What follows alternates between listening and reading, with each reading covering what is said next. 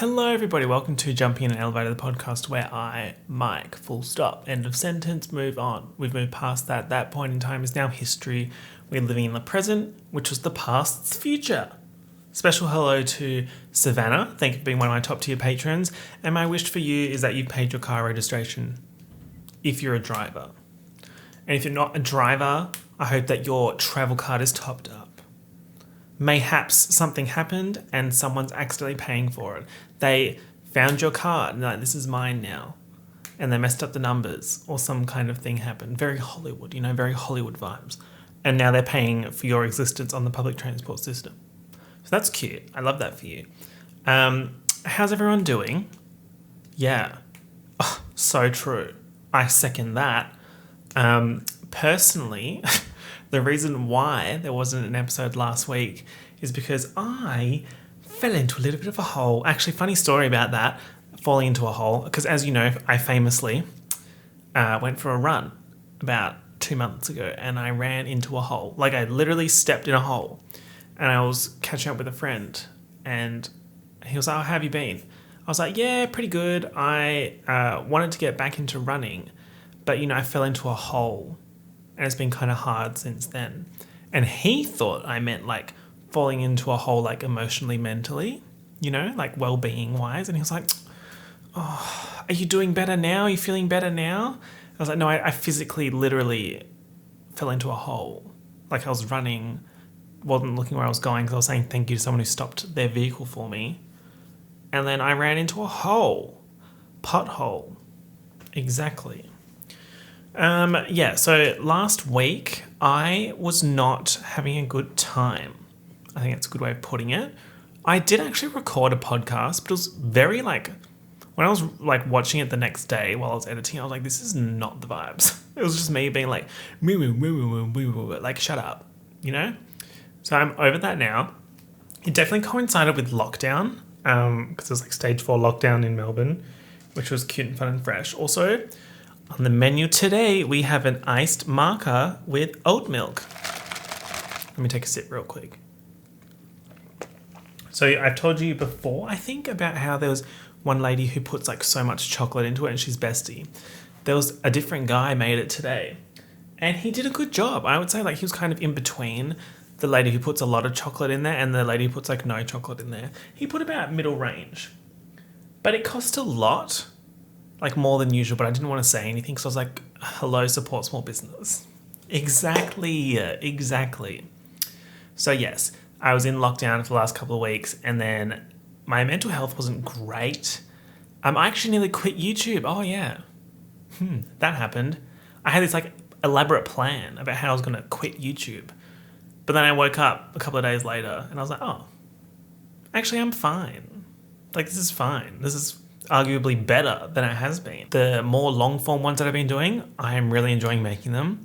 They do take longer, so it's probably 10 to 14 days per video, so there's less of them, but I feel like they're better.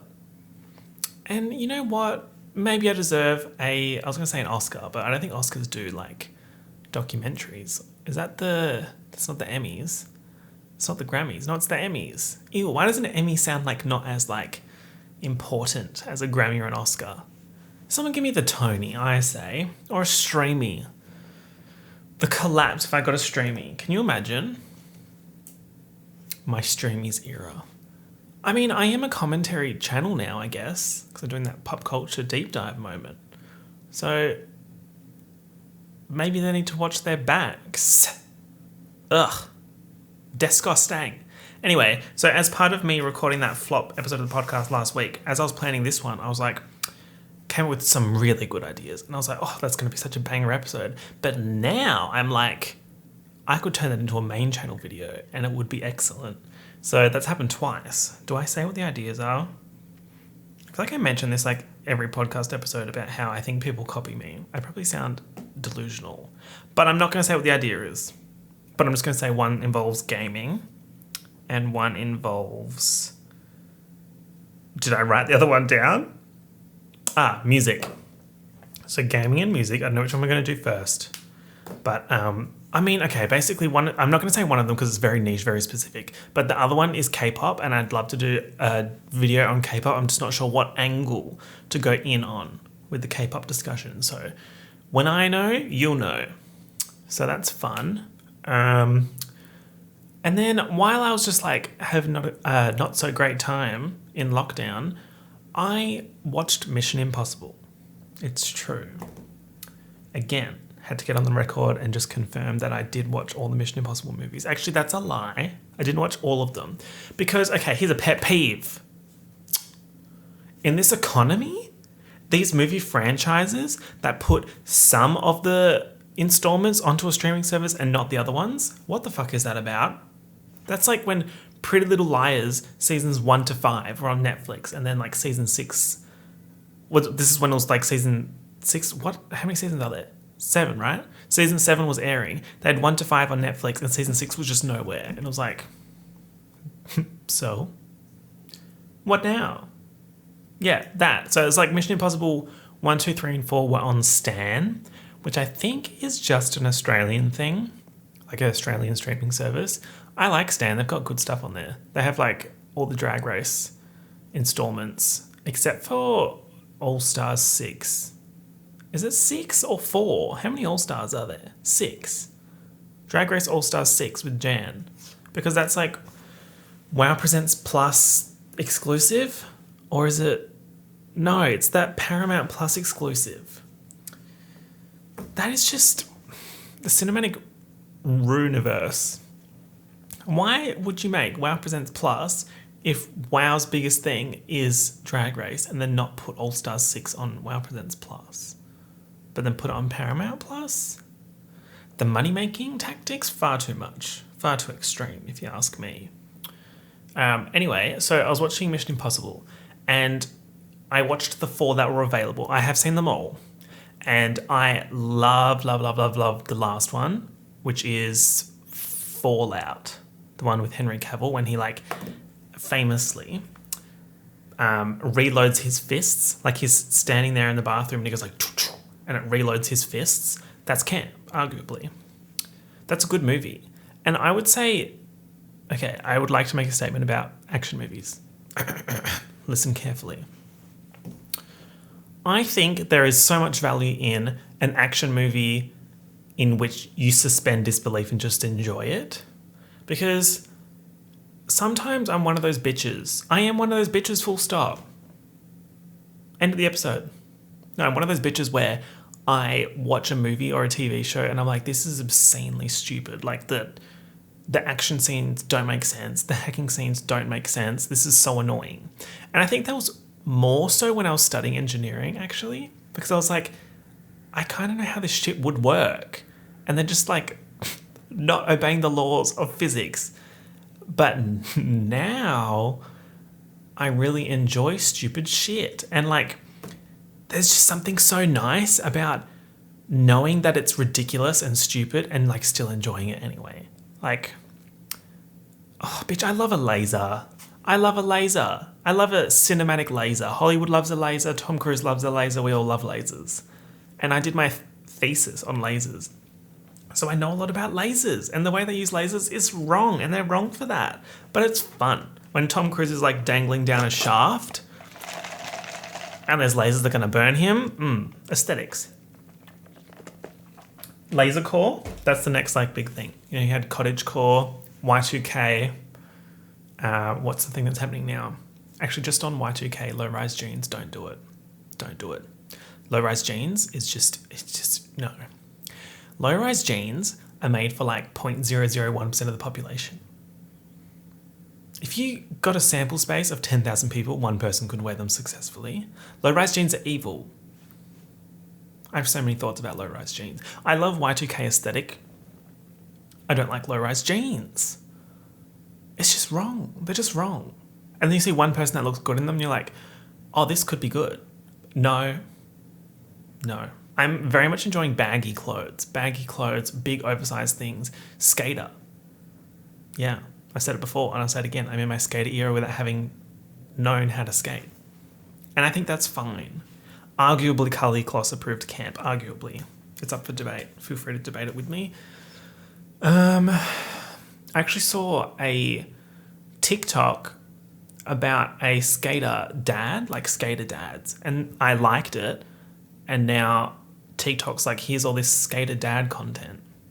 I'm like, how did I get here? Like, what is going on? I liked one TikTok and now there's like suddenly all these old men skateboarding. Which, I mean, good for them. And that could be my journey. Maybe TikTok does predict the future, who knows? Why am I talking about skater dads? Sorry. Let's backtrack. Skater dads, TikTok. Oh, baggy, Y2K, low-rise jeans, skater core, 2000s, ridiculous things, Mission Impossible. Okay, we made it back. I would say Mission Impossible franchise is one of those kind of comfort things for me. The things that I watch if I'm just like not feeling great or if I just want to watch something that I know I'll enjoy. Mission Impossible franchise, Pretty Little Liars, Lost. What else? Like, these are things that I have watched many times before, but I know that I'll enjoy it. And like, you know, big feature films like Christopher Nolan stuff or anything with a Hans Zimmer score. The besties, the girls. Yeah. Anyway, so I would like to give you a little bit of discourse about Mission Impossible 1, 2, 3, 4. Mission Impossible 1, the start of Mission Impossible 1, something shifted. Something shifted, I'm telling you. If you haven't seen Mission Impossible 1, I would recommend it. The start of it, like, don't read anything, don't watch any trailers, just go into it. The first, I think it's maybe 15 to 20 minutes, there's like a mission. And then what happens in that mission and then what happens after that mission, it's such a good start to a movie. I would say it's like probably one of my favorite starts to a movie. It's so good. Ugh. And like, even in terms of technology, like, yes, it's ridiculous. But again, if you just suspend disbelief before you go into it, it's a lot of fun. And the movie's like 1994, so 27 years? That's getting on, isn't it? Yeah, but like, it stands up. Like, it's pretty good in terms of technology stuff. So I would say Mission Impossible 1 is a solid 7.5 to 8 out of 10. Mission Impossible 2, garbage. You look like a garbage. What does he say? Garbage rat. Garbage rat. I love that TikTok audio. Yeah, shit. Disgraceful. So bad. It hurt to watch it as a Mission Impossible fan. Mission Impossible 2 sucks and it's set in Australia, which hurts even more that it's so bad and set in Australia. It makes it feel like the reason why it's so bad is because it's set in Australia. And it's always a bloody bioweapon. Why is it always a bioweapon? Let's do something else, you know? So it's shit. 1 out of 10. Mission Impossible 3. Wait, Mission Impossible 2, we had Tom Cruise with long hair. Mission Impossible 1 is Tom Cruise short hair. Mission Impossible 4 is Tom Cruise long hair. I think Mission Impossible 3 is Tom Cruise short hair. Maybe the hair indicates a different universe in the multiverse. Up for debate, again. Feel free to debate it with me. Also, okay, by no means do I support whatever Tom Cruise does in real life. I like him in these movies. I think he's a good actor in the Mission Impossible movies. I can't think of another movie that he's in besides Mission Impossible movies, but I like him in these movies. And for some reason, on the internet, people think that if you say you like this actor in this role, that means you support everything they do in real life. No, I'm saying I like Tom Cruise in Mission Impossible. I don't like him as a person, or whatever he's doing. Everyone calm down. That's the moral of the story. Everyone calm down. Oh, I think everyone does need to calm down at the end of the day. Just in general. Oh, now I'm on a roll thinking about how I saw this TikTok of this girl saying that Emma Chamberlain's just the worst person in the world. Sorry. Just hide user on YouTube and just don't watch her videos if you're that pressed. Like, it's weird. Like, this person's making free content for you and you are going out of your way to make nasty shit about them on the internet. Just don't watch it. You're not paying for this in any way. So it's like you're not at an inconvenience by not engaging with the content. It's like you're paying for something and you don't like the content that you're paying for. You're not paying for it. Shut up. So basically, yeah. Anyway, back to Mission Impossible. Number 3. I can't exactly place what happens in number 3. Oh no, we have the girl with the plant in the brain, you know, the vibes. And the wife is in the 3rd one, and Philip Seymour Hoffman is in it too. He's a good villain. He was such a good villain. Like his acting roles where he was playing the bad guy, Chun-Li tease. He was really good in those roles. He was good in that movie. Mission Impossible 3, I would say like a 6.5 out of 10. 6 to 6.5. Mission Impossible 4, the girls did what they needed to do on that, I would say. If you're not familiar, Mission Impossible 4 is the one that involves Dubai. So you might remember Sandstorm vibes. You might remember that French lady, that French actress that always plays French lady. Do you know what I mean? Like she's always cast as French lady, first and foremost. And then secondly, she has some kind of role. But her main thing is being French lady. Her name's like Leah... Oh, is it like Leah... I can't remember. But if you just look up French lady actress, I think she'll come up. She's in the Bond movies as well, the most recent ones, as French lady. And then she has personality as well, but first and foremost, French lady. She's great. Love her. Shout out. Shout out to French lady. Shout out to the French ladies. French ladies, how are you doing? That reminds me of this one lady on TikTok that I saw who was like giving her outfit. She'd be like, this by this, this by this. And I paired this with this because this. And it's all in French. And just the way that she was saying like the designer names, I screamed and I followed because of that. Yeah. It was a good decision on my behalf, I would say. Arguably camp. Arguably. Not saying it is. That's my new favourite thing, saying arguably, because then if it's not, people can't get mad at me. If I'm misusing the term, people can't get mad at me because I'm saying arguably. Let me sip this latte. Back to Mission Impossible 4. So, we've got Dubai, we've got Jeremy Renner, who was in my video for last week, which was such a good video. If you haven't seen it, go and see it. Mission Impossible 4 and also my video about celebrity apps. It was a banger. It was a banger. Let's not pretend that it wasn't. And then the funny man. The funny man who's in the zombie movie. The funny man who made the zombie movie. The bold, funny man who's in the zombie movie. His name involves a P. Hang on. Typing ASMR, Mission Impossible 4 cast. Simon Pegg. No, I was right. And my favourite thing about the movie is this one scene, or collection of scenes, sequence, if you will, where they're trying to stage this fake meeting. So that you have these two villain-type characters, and the two villain-type characters are going to be exchanging information. So it's like nuclear codes, very classic action movie. So one has nuclear codes, and one has the money to pay for the information, and they have never met each other before. So what the team of girl bosses did, they rent out 2 floors on the Burj Khalifa, and they fit out both floors to look like the same floor, and then they get one of the team to stage the meeting on one floor and the other person to stage the meeting on the second floor, and they make the fake meeting to get the codes and also take the diamonds. It's so good. It's so fucking good. And like Tom Cruise like running around the building, sandstorm arrives, someone gets kicked out a window. So good. Ugh. And I would say you can tell how good a Mission Impossible movie is by how much running there is. And there is an obscene amount of running in the Dubai sequence. So that's how you know it's good. So overall, Mission Impossible 4 is the best one. Second best one from memory is Mission Impossible 6. Then maybe Mission Impossible 1. Then 5. Then 3. Then 2. 2 is by far the worst one. If you just went through and skipped 2, you would win. Congratulations. So yeah, I want to watch 5 and 6 again. Can't find anywhere to watch them. It's telling me I have to buy them. I will not. I'll just wait until I go back on streaming. Also, what else have I been watching? Killing Eve. Killing Eve, fantastic.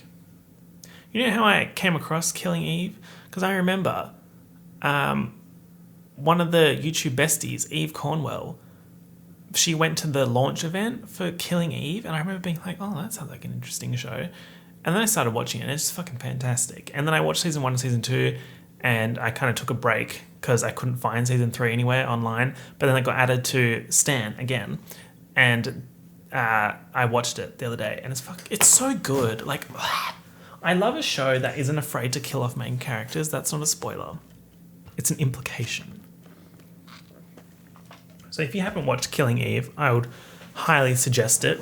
Also, like, it's different in the sense that it's like queer, but it's not tragic. Like, them being like flirty with each other is not like, oh my gosh, these two women, they can't fall in love. Like, it's not like that. It's just like, that's part of the character, but it's not everything about the characters, which I love about Killing Eve. And just the plot is really good. The characters are really good. And also, like, okay, one of the things I don't like about action movies and TV shows is when the villain is like Russian, or the villain is like Eastern European, and it's like very stereotypical, blah, blah, blah, blah, blah. What I like about Killing Eve is there's actually a lot of characters that are Russian, and some of them are bad, but some of them are good, and some of them like blur the lines between bad and good. And it kind of gets to the point where them being from Russia doesn't mean they're bad. It just means they might know some bad people, doesn't mean they themselves are like villains.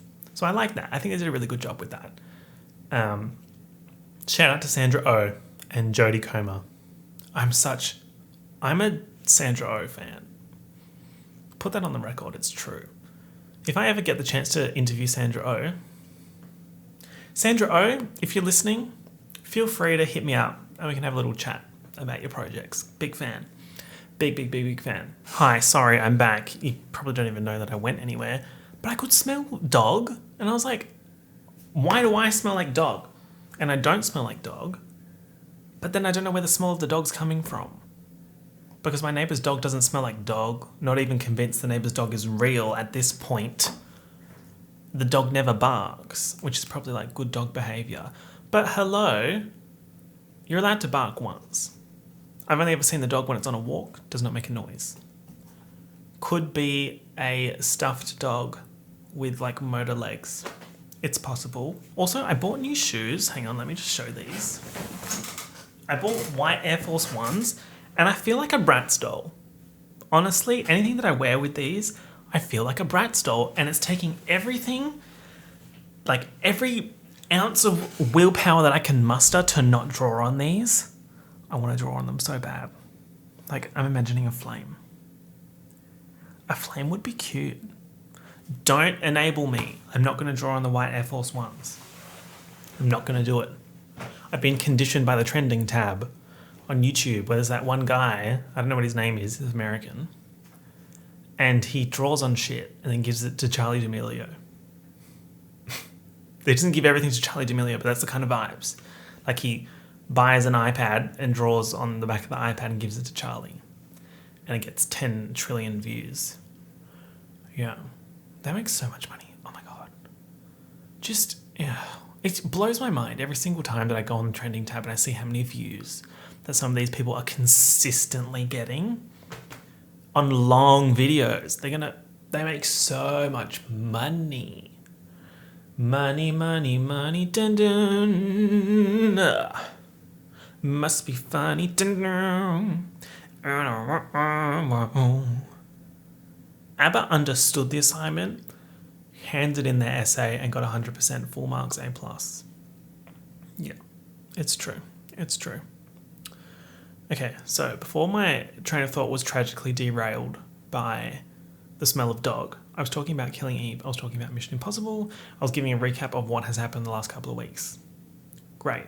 Also, someone described me as punk last week, and I have not stopped thinking about it. Like, they said, you kind of give me punk vibes. Like, you remind me of, like, punk. And I'm like, am I punk? I'm not punk. Let's Google. Define punk. Let's see what Google has to say. Oh, a usually petty gangster. Sorry? Am I a petty gangster? Before I forget, I just wanted to mention, if you have kind of topics that you think would be good for me to discuss on the podcast, feel free to comment them or send them to me on Instagram. Sometimes I'm like, what do the people want? Also, if you want like an advice type episode, I would be down to do one of those. So let me know if you think that's a good idea. Yeah, because it's actually one of the things that while I was not having a good time upstairs, I was just thinking like, I sometimes struggle to come up with ideas that I actually like and want to talk about, especially with the main channel. Part of that pivot into making that more commentary based content as opposed to traditional funny man vibes was that like sometimes, to quote Dixie D'Amelio, sometimes I don't want to be happy. So bloody true. She ate that up. No crumbs. 0 crumbs. Couldn't find a trace of crumb, singular or plural. Actually, crumb can be singular or plural, because when you go somewhere and they're like, with pistachio crumb, that implies more than one crumb. Why is there a child screaming in my vicinity? Sick and twisted.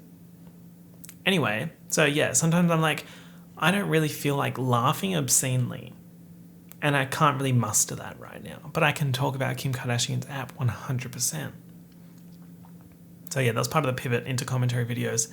But yes, if you have ideas for podcast topics, let me know. Always happy to hear from you all.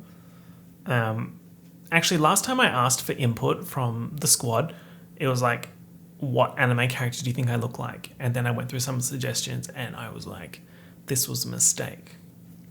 I have been attacked in the DMs. It goes down in the DMs. Actually, you know what? I want to look up down in the DMs lyrics. Down in the DMs lyrics. Nikki. Nikki's new era starting soon. Fuck you mean. Fuck your little memes. Even Queen Bee had to tell him I'm the queen. Check the D. Blessed indeed. The executive produced bitch. Rest in peace. Yeah. He said, Kylie, what's good? I said, Miley, what's good? I said, could you pay my bills like O'Reilly, what's good? I just sit back and observe all these that are done curved. If you go down in the DM, then baby boy, you lucky, because 99.9% of these fuckboys can't fuck me. Shout out to Nicki Minaj. Also,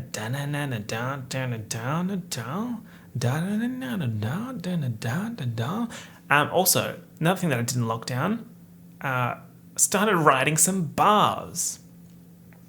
Yeah. I heard like this one track on the YouTube Studio music thing, royalty-free music, and I was like, and I was like, oh, I could write some bars for this. So I sat down on my couch and was like writing some bars. So if I drop a single, mind your business and also stream it. Let me sip this latte again.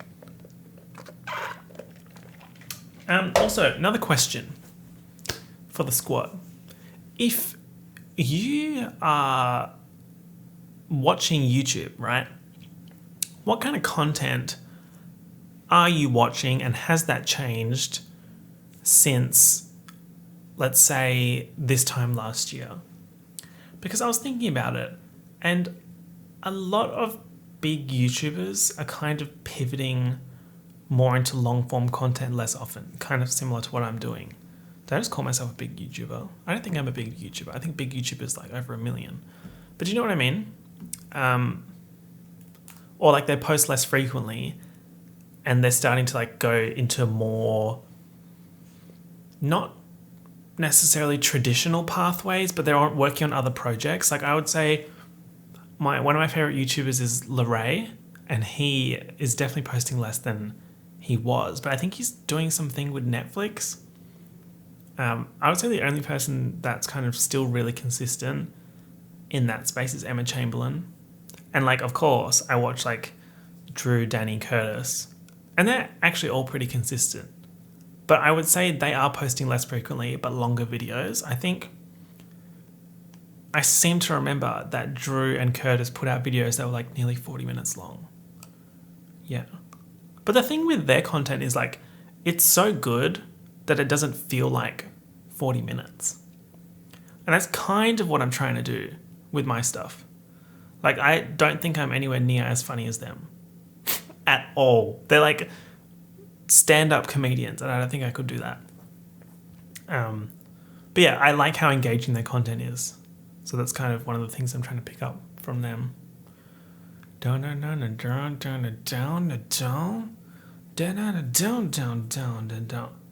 DM is going to be stuck in my head until at least Wednesday vibes, which is a solid few days away. Exactly.